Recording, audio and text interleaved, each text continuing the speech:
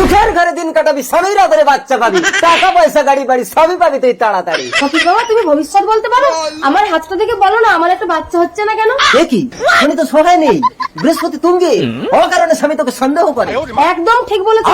কপালে সব লেখা রয়েছে আমি দেখতে পাচ্ছি। তুই মানুষের ভালো করতে চাস কিন্তু উল্টে তুই বদনাম পাস। তোদের হাতে টাকা আছে কিন্তু তোরা রাখতে পারিস না। তুমি অন্তর্জামী ফকির বাবা, চলো ঘরের ভেতরে চলো বাবা। তেল তেলানি তেলে কাটা, এই বল তোর বাচ্চা কটা? একটাও নেই বাবা।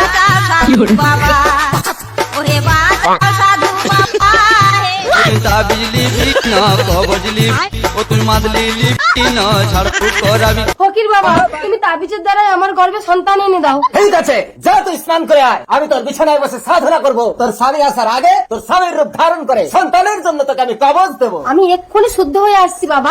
হয়ে গেলে বউ ঠিক কেন করেছে? ওর তো স্বামী এসে গেছে, এবার কি হবে?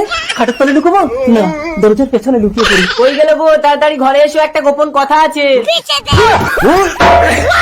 যাক মালটা অজ্ঞান হয়েছে, এই সুযোগে পালাই, নইলে ফকিরের পেছন ফাটিয়ে আবার গুনিনগিরি গুছিয়ে দেবে।